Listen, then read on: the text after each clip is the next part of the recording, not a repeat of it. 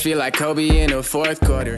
This is the Dane Moore NBA podcast. We are brought to you by Prize Picks, coming in Monday night. It's November 17th after the Wolves. What was the final score?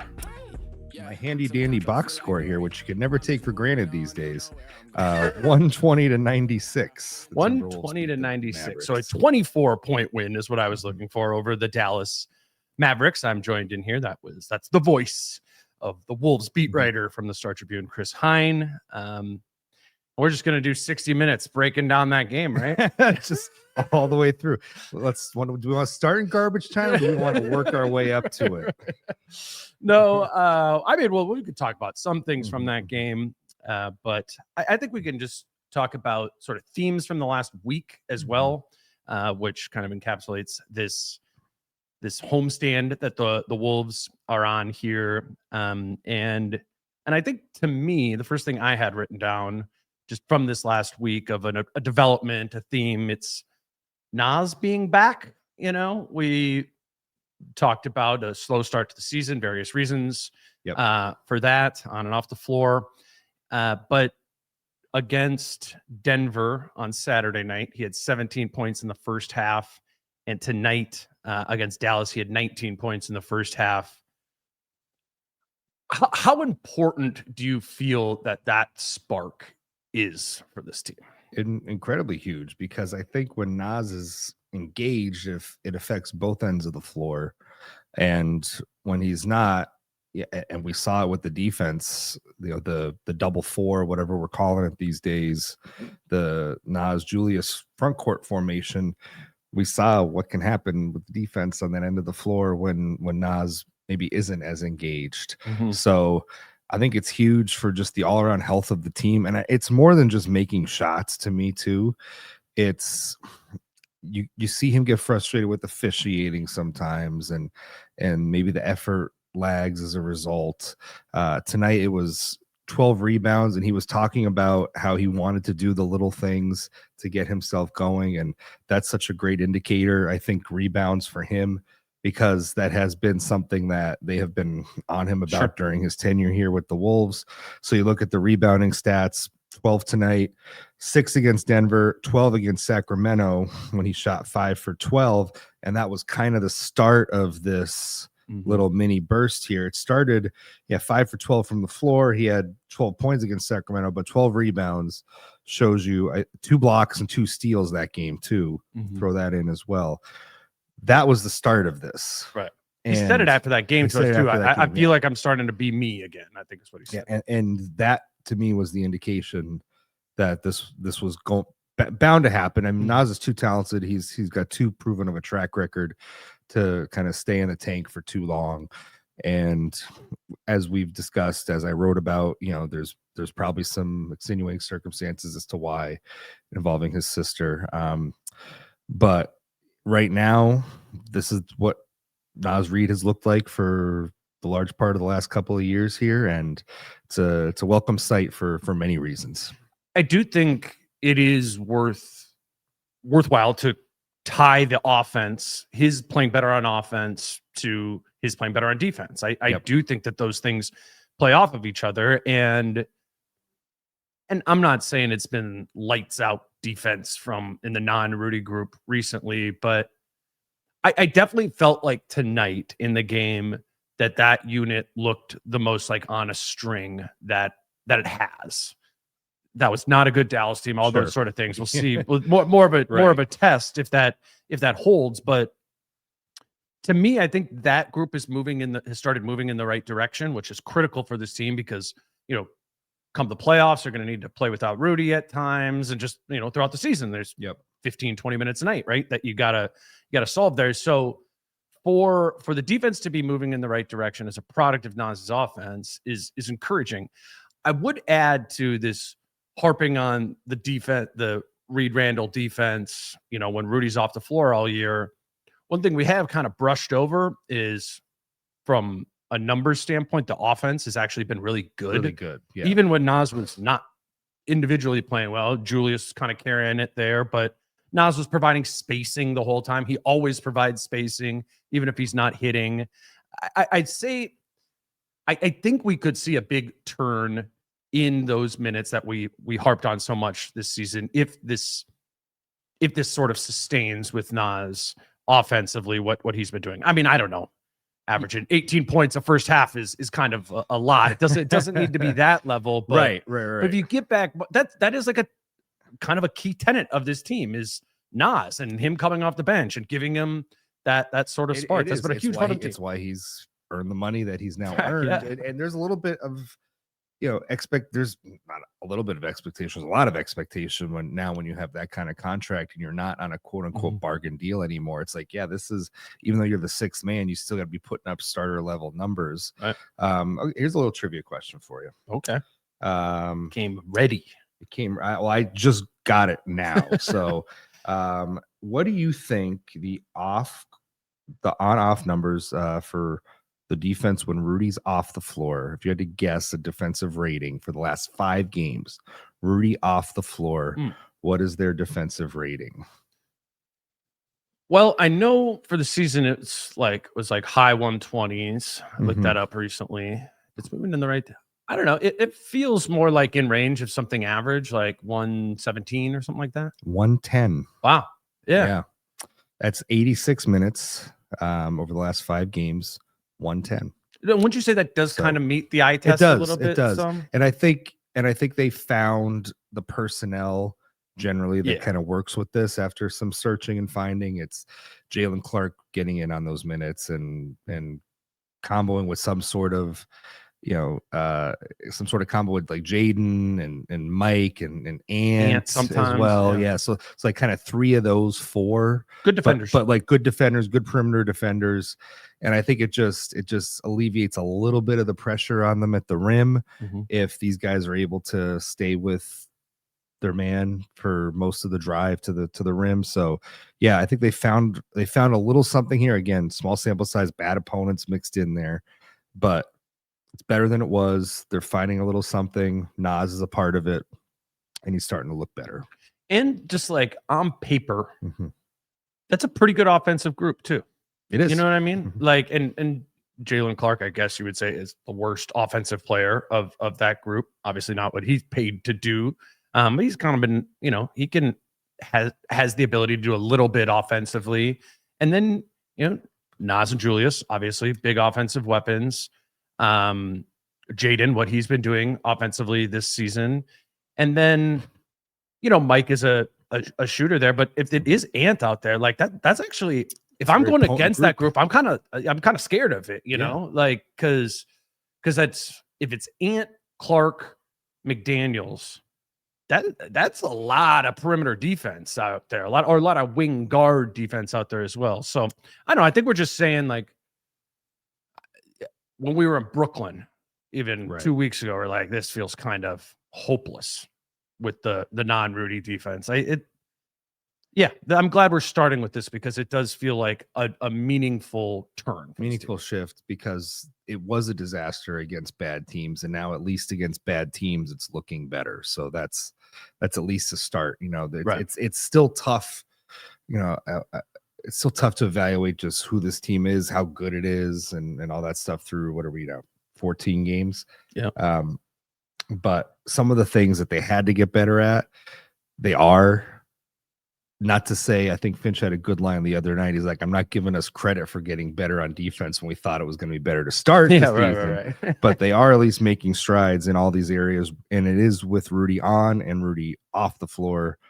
And Naz is obviously a big factor in all of this and how he's playing. So just having him back to seemingly his normal self, big development for this team. Because when you add that in to the improvement that Jaden has made offensively, when you throw that in with Dante feeling more comfortable, Julius, even though he had an off game, but an off game tonight.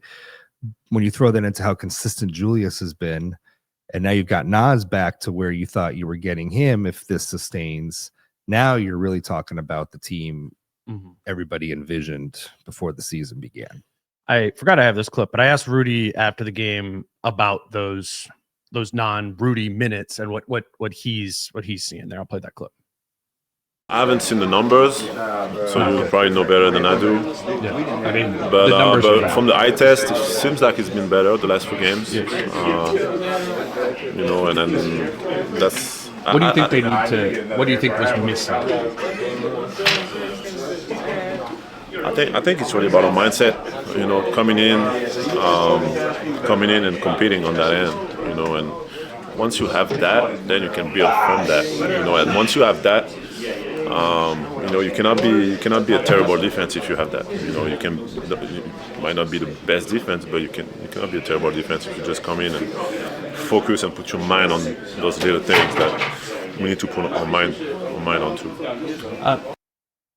I like that, right? Yeah. Like if you put your mind to it, you can't be a terrible defense. Yeah. And I think that's true, especially if they have at least, you know, maybe two of Clark, Edwards, McDaniels out there with them. Like it shouldn't be a terrible defense. It will be a terrible defense when the mindset isn't there. We've seen that. We've seen it. And we, you know, I think some of it, I really do think this team, sometimes complacency sets in. I think it's natural for every team and it's very human.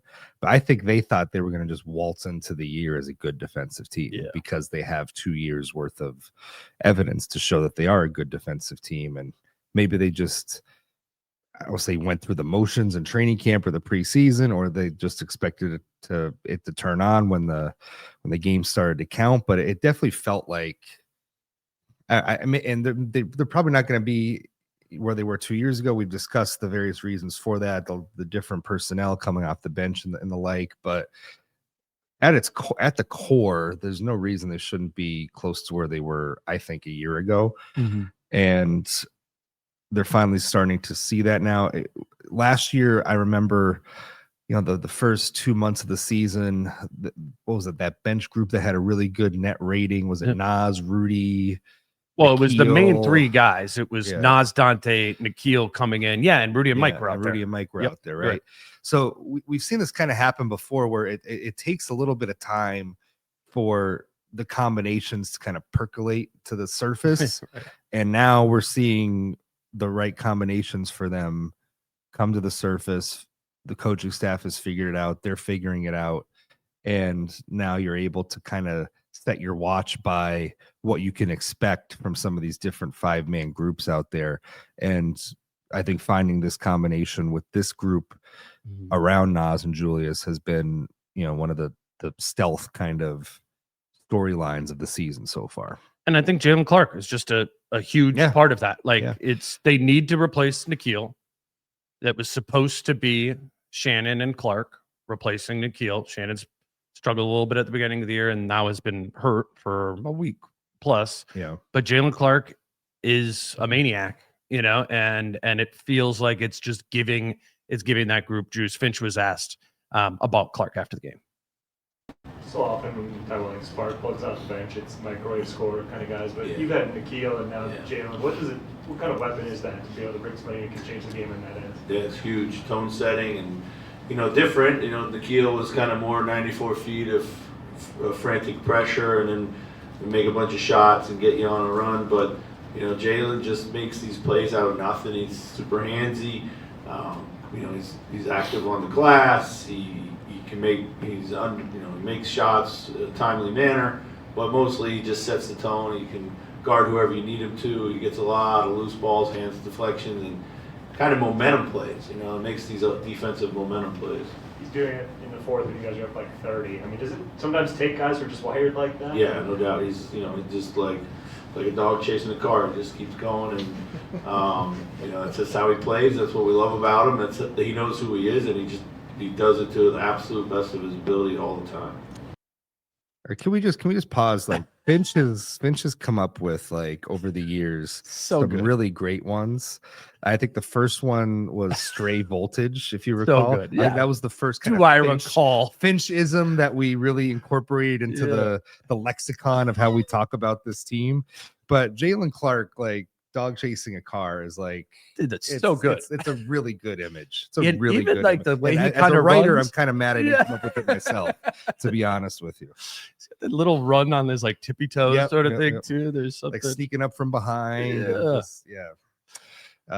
I love watching him play, man. I mean, that's like, and sometimes we like guys who try hard, and then you like look at the numbers, you're like, this actually isn't helping, but you're like, Vanderbilt is trying, like this is sick. But like, those are my favorite players where it is like an effort thing, and you can just kind of like spotlight on them the whole time and enjoy, like just 3 watching minutes, everything they do for like 2 to 3 minutes. But you know who else really enjoys them? Britt. Yeah, sitting next to Britt. You sit on one side of Britt during the games. I sit on the other side. And Britt, as we all know, is a basketball purist. But the joy and glee that Britt has watching Jaylen Clark play fills me with joy and glee, because he gets a kick out of almost everything Jaylen Clark does. And the it literally makes him press cackle. row. It does. It's a lot of fun. But yeah, you can't not love basketball and love what Jaylen Clark does out there, and the Alvarado stuff. And he just gets his hands on so many plays that you just wouldn't anticipate people even thinking they could try to disrupt. And he does so. And I wonder with him in the future, once he starts getting the benefit of the doubt on the whistles as his career goes on, and maybe gets a little more of a reputation in the league with the refs, the same way we saw with like a Pat Bev, the same way Nikhil started to get that kind of whistle, the same way that I think even Jaden has started to benefit from it, because as the years have gone on, Jaden hasn't fouled as much. And the king of all kings when it comes to getting good whistles, Mike Conley. Yep. As Jaylen Clark starts to get the benefit of the doubt from the officials on some of this stuff, I wonder just how much of a monster he can become on the defensive end of the floor. I wonder too. We did, Kyle and I a couple weeks ago did a segment kind of on like the full court press development around the league, and just how we're seeing that become more prolific, right? And mentioned a coach said to me, in 8 to 10 years, every team will be full court pressuring all the time. It's the only natural, I think is our only natural reaction to teams playing faster, is to try to slow them down by picking up full court or just delaying, right? Makes sense. And I wonder if that means we see an influx of Jaylen Clark type players that make the league. You know what I'm saying? Like Jaylen Clark barely made the league. Right. And obviously the Achilles was part of that, but Jaylen Clark pretty much just is what he is, right? He's the dog chasing the car. And I think in today's day and age, every team could use it, and I wonder, would Jose Alvarado have been as valuable 10 years ago? Would Jaylen Clark be as valuable Nikhil. 10 years ago? Nikhil, right? Yep. Yeah. And it's, if it is only going to move further and further in that direction, then the demand would only be higher and higher. And actually, kind of thought about Jaylen Clark's like free agency a little bit. He's a restricted free agent this summer, but I guess I'm curious around the league, what is the value of a guy like that? How much do they get paid? Because typically, it's maybe not a minimum, but it's a couple $1 million sort of guy. Well, right? I mean, Nikhil did more than just that. He did. Well, that's what, right. Nikhil's got, up to 3-point percentage, like high 30s and stuff like that. I guess, if there's a prototype formerly, like think of Josh Okogie. Yeah. Josh Okogie 10 years too soon. Has Josh Okogie. Actually, he's playing for the Rockets right now. But listen, Josh Okogie is in the league. Yeah. Because he can do stuff like this, and he has a value to a team on a cheap contract. What's he? Is he on? I think he's on a minimum. But I watched last Houston game. I watched. He started. He was starting and I think when he was in Phoenix, he was making more than the minimum too. It's like 8, I think. Yeah, something like that. So there is a value above, kind of the biannual exception or whatever whatever those exceptions are called. That. And it's how much do you value, to your point, it's how much do you value something like that? Right. And if you're a serious playoff team that has designs on a deep run, I think you need guys like this on your team. Indiana proved it, the Thunder proved it. And this isn't even like a hypothetical thing. Like this is gonna come. This is gonna happen. It's already happening.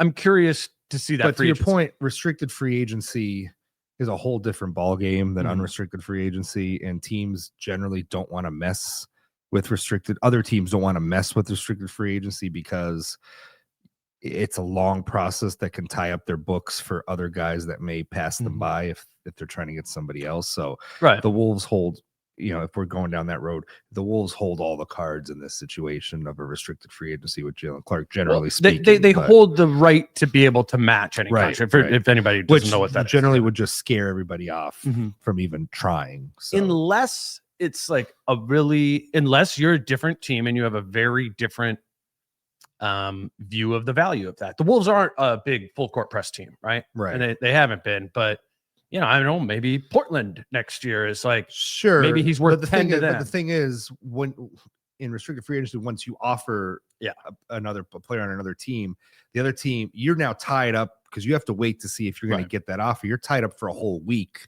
while the other team waits to respond or match. True. And you may lose out on other people. And then they may, the Wolves may end up matching. And then if you're the team that offered Jaylen Clark the deal, you're kind of out of luck now. Right. So that's why it just scares people away to begin with. That's true. That's true. Yeah. I just, something to start thinking. I know maybe it's a little early, but it comes to mind with people love contract talk. They though, do. Dane. I love It it. doesn't matter that it's November 17th. The people love contract talk. especially over here. Yes. Let's grab a break here. I'll let y'all know that today's show is brought to you by Falling Knife Brewing Company. We want to let you know that Falling Knife has a new promotion going on in the tap room. Every Wolves game, it's called Scoreboard Social. How it works is like at your table, you scan a little QR code like you would a menu or something like that when you're going out to eat, and it brings you to this page that you for free can play interactive games related to the Wolves game that's going on the screen. Different scoring, rebounding, proposition, stuff like that. It's all free, and winners throughout the night win free drinks and stuff from the bar. I mean, Falling Knife has always kind of been the main place in Minneapolis to watch Wolves games amongst Wolves fans, but I think it's a cool little piece that they've added to the in tap room game watching experience. I think maybe makes it a little bit better. And then, as always, they still have Second Apron. Speaking of the salary cap, they still have Second Apron, the beer. We partnered with them on tap there as well. You can, and also if you just go in there, you can buy those Second Apron cans and bring them home. Just as always, we want you to keep Falling Knife on your radar, and then selfishly, we would love it if you bought some of the beer that we worked on with them. Second Apron in the tap room or liquor stores. Get out to Falling Knife Brewing Company. That's the moral of this ad, to watch some Wolves games. Falling Knife Brewing Company is in Northeast Minneapolis. I'll also take a quick break, talk about prize picks a little bit. You're probably listening to this on Tuesday, which means no Wolves game will be coming this evening. But you can check on Wednesday. I think it's always fun if you want to put $5 on a daily fantasy lineup through prize picks there during a Wolves game or other random NBA game that you're watching. But those do come out day of.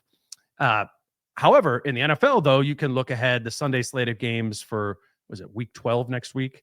Those are already up there. And I think it's kind of fun to look at over the course of the week. Sometimes I look to see like guys on my fantasy team, like how their projections are moving over the course of the week. You can make lineups for the future week, on Monday and Tuesday, Thursday, whatever. You can kind of put a couple, again, you don't have to play for a lot. It could be a $5 lineup, but it's always fun to do. I think for NFL, especially to have a NFL kind of Sunday lineup going each week.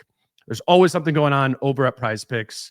As a reminder, how it works: to put together a lineup at Prize Picks, all you need to do is put 2 or more picks in your lineup to win. If you don't yet have a Prize Picks account, all you have to do is put the promo code Dane in when you sign up, and you will receive $50 in free lineups when you place that first $5 lineup. PrizePicks.com, Prize Picks app. Use promo code Dane when you create your account. All right, Chris, let's keep moving. We hit Naz, we hit Jaylen. Is there something specific, a theme that you want to hit on, or I have a couple others? I think this probably hits on one of yours, but Ant, little slump here shooting wise over the last couple of games. What do you think? What do you make of it? I mean, it's sorry, I have the numbers here. Ant, he is in the last 3 games, Sacramento, Denver, and Dallas tonight. He is 22 2 of 57 from the field and 2 of 22 from 3. It's really been the 3 ball that's just kind of escaped him. Do you make anything of it beyond a shooting slump? Are you seeing anything? Tonight just kind of felt like from the jump one of those kind of classic Ant nights of not really motivated to play I shouldn't say motivated to play the opponent. Let me rephrase that. Not motivated to really come out and look for his, because he says, and he has said on nights like this, he has previously deferred, try to get his teammates going when you see the opponent maybe isn't up to par. That happened tonight. He said in the preseason that he was going to be changing that attitude. That he was going to try to score 50 on these guys, these kind of teams. It felt much like the last couple of years when it came to that. Yeah. I don't know.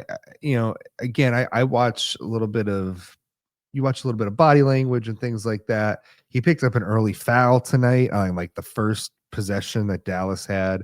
Then he picked up a second less than 5 minutes into the game. Yeah. So I don't know if the officiating, Tony Brothers, the picking up 2 fouls within 5 minutes, and then his first shift getting cut short as a result. Like, I don't know how that all might have played into his general frustration level early on. Felt like it might have a little bit from that end of things. I think personally, just having watched Dan all these years, that might have played a role.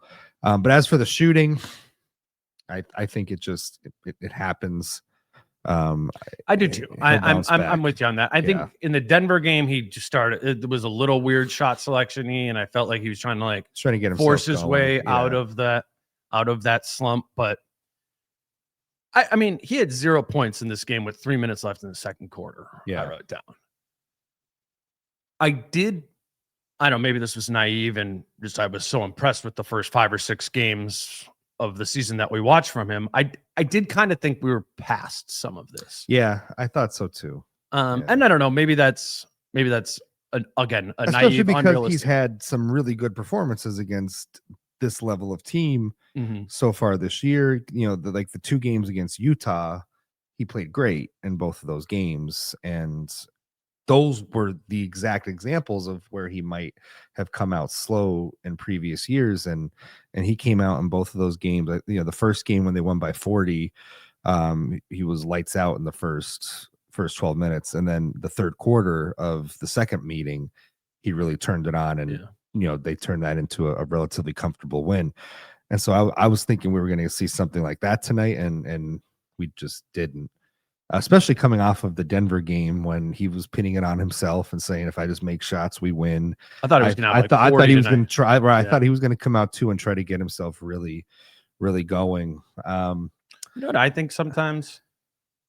It's the home road sort of split. And it's like, oh, they're home and you're comfortable and it's your own bed.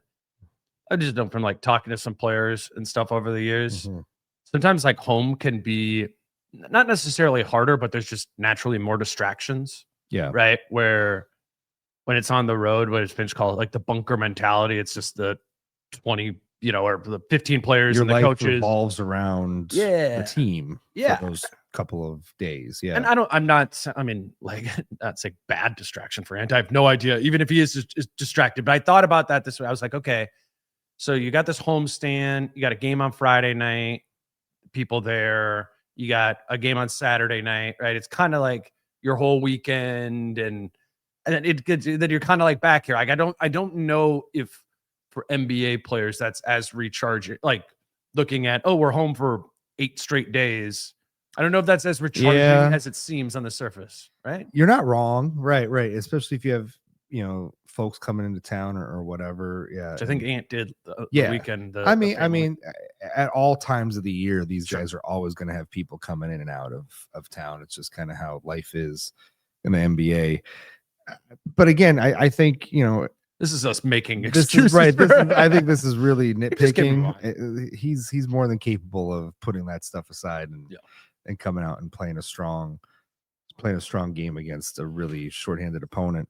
And I think, if we're talking about it in the larger context of Ant kind of, okay, where are the ways in which he levels up even more, right? These are the kind of nights where we expect him to level up a little more, to put up the kind of numbers that put you in the MVP conversation instead of dragging down your numbers and your percentages, right? Yeah. And maybe maybe at the end of the year we'll look back and say that this was just a rough week for him or a tough shooting week, and he'll bounce back from it. You just don't want to see something like this become the rule more than the exception this year. And that's the only. So Wednesday night, another great test for that, for this specifically, against the Wizards, the team that he once put up 50 against, the franchise that he would have. No, they won that. Oh, they won that one. That was 2 years. That was Detroit. late 2 years ago. No, that was the right, first time he hit 50. It came against the Wizards two seasons ago. Detroit last year, that's how was 50 in the 20-point loss or whatever it was. So Wednesday will be a good test. It'll be a very good test for that. And what does he come out with? Wednesday night.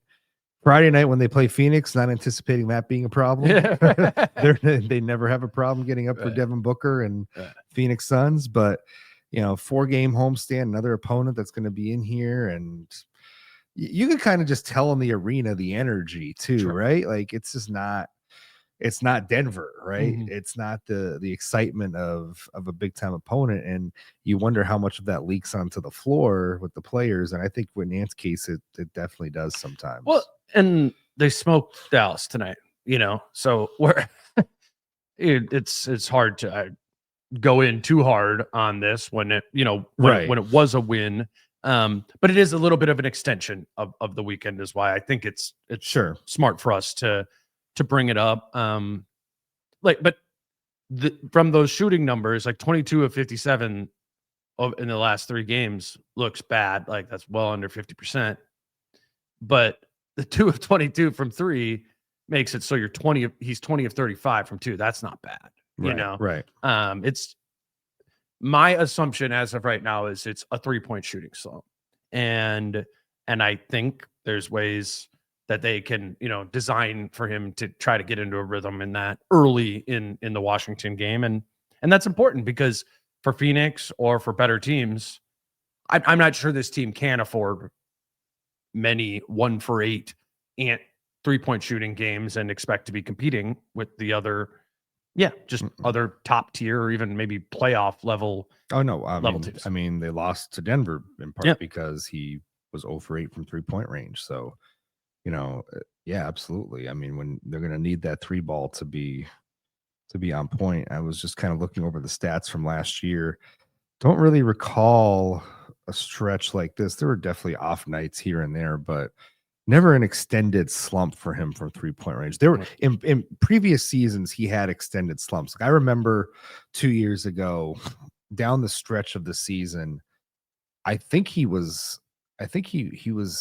have dropped like a percentage and a half or 2 percentage points in the last I remember that. 15 games of the regular season 2 years ago, because the really good year. The really good year for the team. Last year he didn't have that. I'm looking over the game logs now. I don't see like an extended 1 or 2 threes for 3 or 4 games in a row. Like he always bounced back with 4, 5, 6 after he would maybe make 1 or 2. So he never really had an extended slump like this, or I wouldn't even call this extended, but a mini slump like this from 3-point range last season. He was good about shaking those off and really bouncing back from them. So we'll see how he's able to do that the rest of this week. Yeah, it's November 17th. The last game he made multiple threes in was November 10th. So I mean, there's some off days in there too, but it's an extended slump. I think that's fair to say. I don't expect it to be a trend, if that makes sense. Sure. Yeah. Related to 3-point shooting and 3-point shooting trends, we have something going the very opposite direction, which is Jaden McDaniels, who is, I believe, now the league leader in 3-point percentage through the first basically month of the season. Wild statement that right? Is. Yeah. I mean, and we are talking about 14 games from him. It is not it's not a small sample size, right? Like this this does feel real. This does feel, I mean, maybe not 52% sustainable, but probably definitely not 52% sustainable, but it feels like Jaden is going to be a high level shooter this season.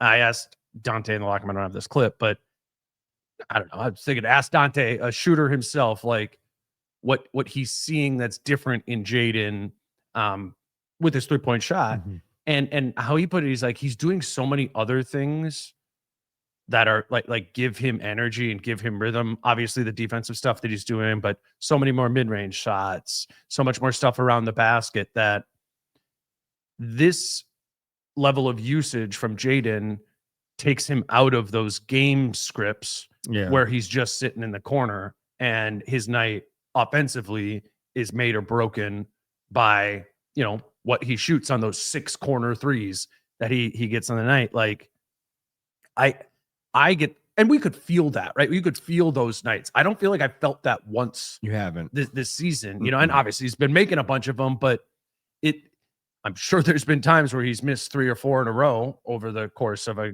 game or a couple games, and it doesn't seem to like stick and sink him. And I don't know. That's a pretty big development for him, given that we see some of the mid-range stuff sustaining. That's not new. He's had that shot. He's doing it more often. I don't know. It's getting hard to say, you know, I mean, that this is just a great Jaden McDaniels season thus far. I thought that Say anything other than that. Yeah. I thought that we kind of knew where he was as a 3-point shooter at this point in his career.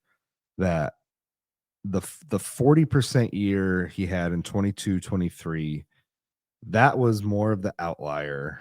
And the last 2 years and even the year before that were more the exception. 33%. Maybe you can improve on that a little bit, right? Get yourself up maybe to 35, 36. But generally speaking, I thought that that's more where he was and not the 40% year that you may remember from a few years back. Right. But he's proven that wrong this year. And listen, sometimes when you look at certain guys' game logs or their basketball reference pages, and you go down like the percentages for their careers, like a guy who's been in the league for 10 to 12 years, you may see like the outlier seasons. Sure. Right. You may see like 32%, 33%. Then there's 38%, 39%. And then back down, and then back up to 38, 39%. Sometimes you just have these seasons in the course of a long career where you just shoot it better than you did the previous year. Yeah.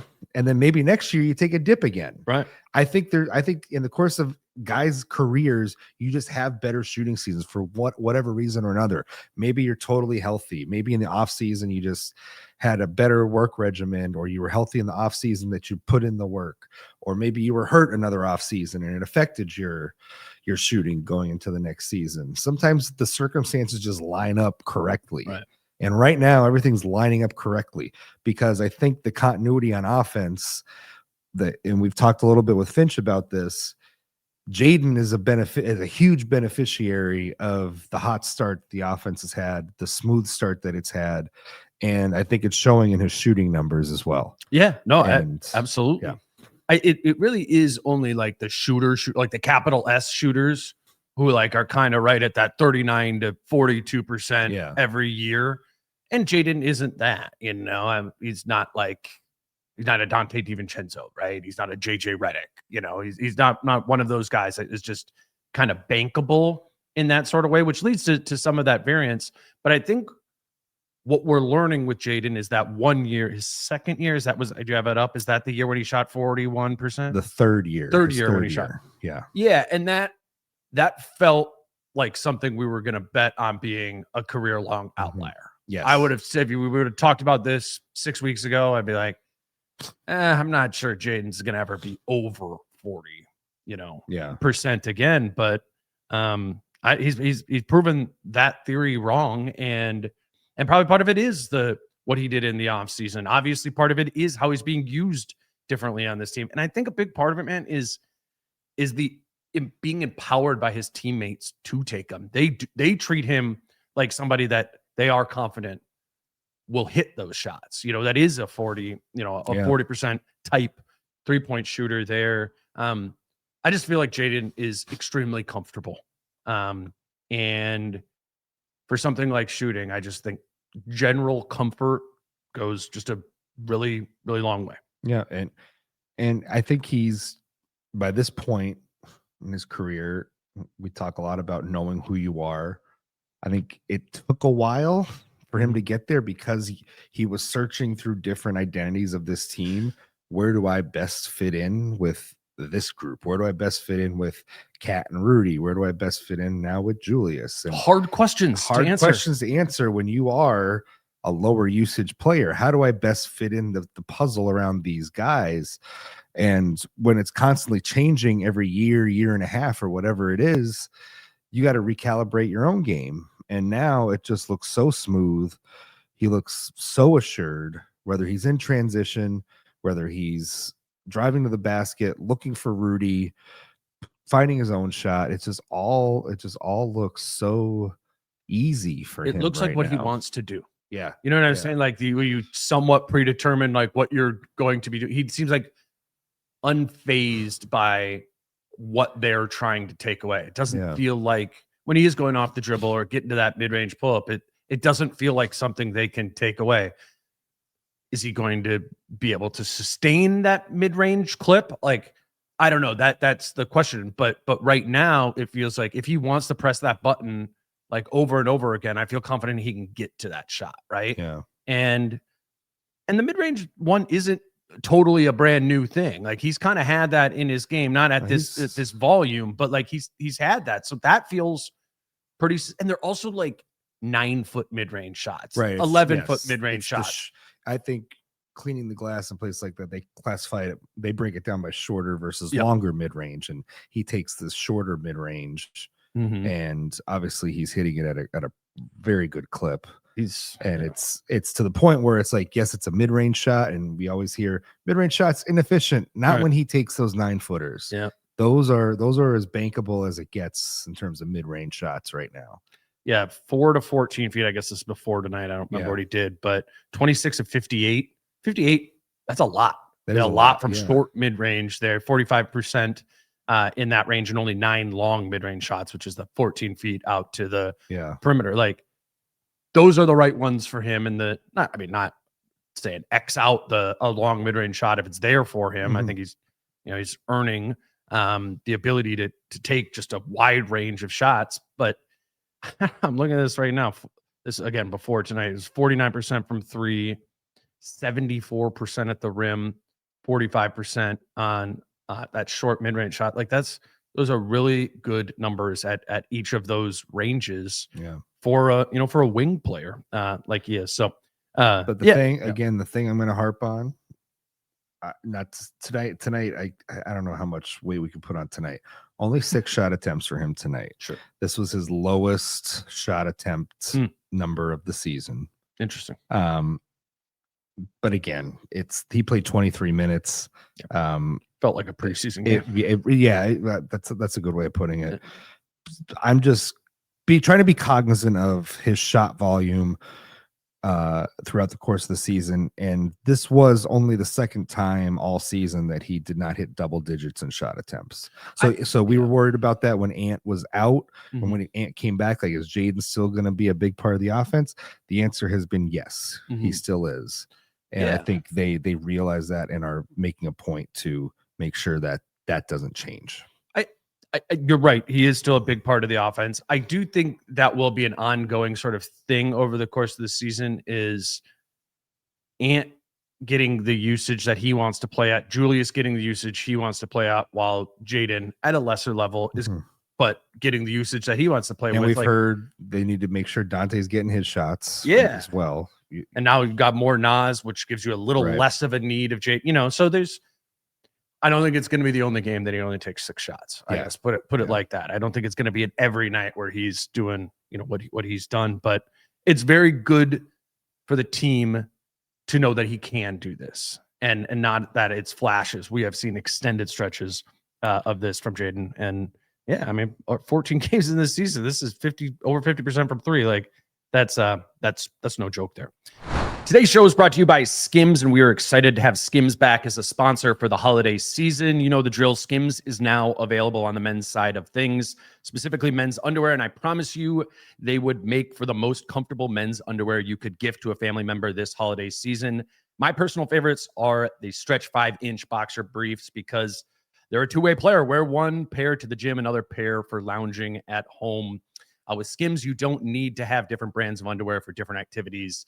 And if a stretch type of brief is not your style, Skims has you there too. They also have cotton briefs amongst many other styles. I think you should try and find a pair that works for you. Be more comfortable. Shop Skims Men's at skims.com and Skims stores and let them know we sent you. After you place your order, select podcast in the survey and select our show in the drop-down menu that follows. The show is sponsored by BetterHelp, and this November, BetterHelp is encouraging everyone to reach out, check in on friends, reconnect with loved ones, and remind the people in your life that you're there. Just as it can take a little courage to send that message or grab coffee with someone on your team you haven't seen in a while, reaching out for therapy can feel difficult too, but it's worth it.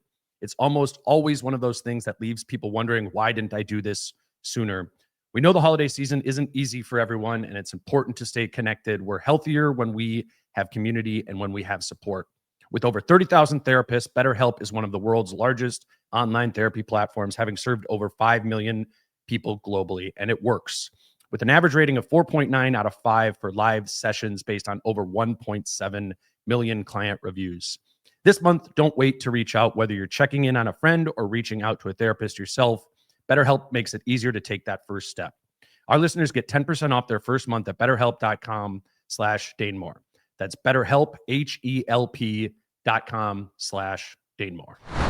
Last thing I want to talk about, and I believe you're writing about this for the newsletter tomorrow, is Rudy. Yes. I'll let you kind of take the lead on that. Yeah, so I've just been very curious over the course of the season, as you have, and I think we all have, is the commitment to involving Rudy on the offensive end and figuring out how best to deploy him as a weapon and make sure, or maybe a weapon isn't quite the right word, but making sure the teams respect the threat of Rudy on the offensive end in ways that they will have to in the playoffs. And to my eyes, tonight was another good example of this. I feel like 29 minutes, 6 of 8, 15 points, and Rudy had 4 assists, I think, out of some of the stuff he was able to do once he got the ball in space a little bit. So tonight was a thumbs up game. Mm-hmm. Here's the thing, though. It lines up where the Rudy involving Rudy in the offense, the thumbs up games for that are all the games that they win against bad teams. The thumbs down games are the games that they lose against the good teams. Yeah. So to me, this is still, as much as they've talked really nice things about it, to my eyes, it's still a work in progress, and it's more mixed results than anything else. He went 2 for 3. He only had 3 shot attempts against Denver, and it felt, and to me, watching the Denver game felt a lot like watching them in the playoffs last year. There were times where Rudy was open and they weren't finding him. They weren't looking for him. It felt a little more out of rhythm than it has at other points in the season. And that's kind of what spurred me to kind of look into this a little more. And sure enough, it kind of lines up that Rudy's worst nights tend to match up when they've had good opponents in front of them. Yeah. So, I want to make a distinction within that distinction that you're making. You think about the Sacramento game on Friday, bad team, but also a team that how they guard the Wolves is every time Ant and Rudy set a high pick and roll there, they put both players on Ant, right? They're trapping that. They're playing the big up high at the level there, trying to get the ball out of Ant's hands. That's one tactic that teams use against Ant, right? To just be like, that's kind of their make somebody else beat us. Yeah. And a lesser defensive team, a bad team, but is even worse on defense than they are on offense. That's often the tactic they do there. The counter to that is when they put 2 on the ball up there, you pass the ball to the roll man, Rudy in that situation on what they call the short roll, right? Right. It's just set the screen, immediately slip out of it, a short pass to Rudy there. It's not the lob. He's not there. He's at he's catching it at probably like 14, 15 feet from Right. the basket. Now, Rudy in that position, my dream of the push shot, I think we put that away. That's not something that happens there, but he's developed something within that range. Yeah. It's passing. Yeah. It's passing out of there. If he is rumbling down the lane there and it's open, like somebody's going to come, and then it's incumbent upon Rudy to pass out of that. Yeah. Find the guy in the corner. Didn't he lead the team in assists tonight? Yeah, tied with Julius. Yeah. Yep. It was 4, but Sure. not crowded, but he's doing more of that. Yeah. He has become a better short roll player in his time in Minnesota. And we see some teams do that against the Wolves in the playoffs. Right. Denver played zone, which is also similar to something we see teams do against Ant in the playoffs, which is the load up, heavy in the gaps, right? The Lakers weren't in a zone against Ant, but they kind of were. It was just, remember, it was just packed in tight there. Really tight, yes. And that is hard for Rudy to have an impact. That's why he didn't have much of an impact in the Denver game right there, because the spots that he's going to catch it now, right? I'm at that free throw line, 14, 15 feet, whatever, away from the basket. Yeah. Well, there's like 5 guys there because they're packed in tight. That's the way they're guarding against Ant in that situation. And that was the beginning of the Lakers series. Game 5 of the Lakers series, when Rudy had 27 and 24, I think it was. It was a huge night. They shifted their coverages and they went to go do the blitz Ant thing up there. And they're like, anybody else beat us. Lane's wide open for Rudy. The ball's in rotation. Rudy's under the basket, be an offensive rebounder, all those sort of things. So I think it's fair to draw the connection to good team, bad team. My guess would be, once we extend the sample out and we talk about a little bit more of the season, we're going to see the games that Rudy struggles being the games where just the team in general is doing more of a pack it in the paint sort of game. And it's just not going to be a lot of Rudy usage there. And those are the games where you need Dante to make you 4 or 5 threes, Naz to make you 4 or 5 threes. The teams are condensing it in there. I honestly like both sides of it. When Rudy has a quiet game offensively, look at it, and the end of it is 2 for 3, whatever. I don't think we need to kill that, because what was he supposed to do, in that spot? And then also, it's not like he's not the best player ever if he has a game when he has 20 and 16 and has a couple assists. It's like, cool, you've developed that skill set, but that's what they're giving him. You know what I mean? Like, it's important, I think, to contextualize. I guess what I'm saying is it's important to contextualize Rudy's box score as to how teams are guarding the Wolves as a whole, specifically. Well, and personnel too. I mean, think of Denver. Sure. And Dallas tonight is without their 2 starting centers. So yeah, it should be a game where he's heavily involved. Yeah. And, Dallas had, I think, did they have Jokic and Valanciunas on the floor at different points of that game too? Yep. So personnel matters, just who was the opposing center that particular night, right? As well, I think. But I'm just not buying it yet. Sure. I'm just not buying it, because when the chips are down, I just don't know that it's going to be there. Yeah, I think that's fair. The one thing I would say that would help us all buy it more is if the offensive rebounding was more of a consistent force. Like every night, it was like, Rudy's going to be a problem on the offensive glass. Yeah. I think regardless of what the coverage is or the personnel or whatever, he's 7'2", strong. Like, he should be a problem on the offensive glass 90% of nights. And I think that will actually just feed some of that box score stuff, too. Sure.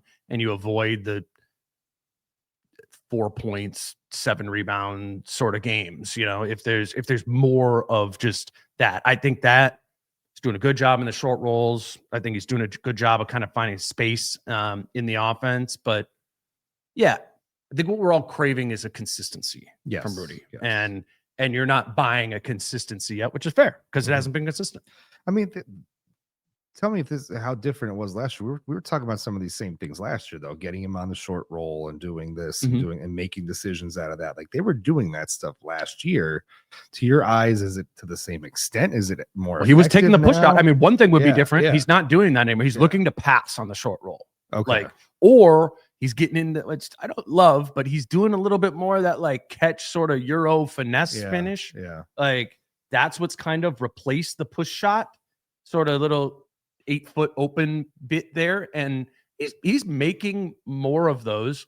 That I'm not sold it would work in the playoffs, right? Kind of the Euro around Jokic for the finish, but I do think it's different. I would say it looks a little bit different in what he's prioritizing. And I will concede that when they do have advantages to find him, they're doing a better job of pounding that and taking advantage of it. Yeah.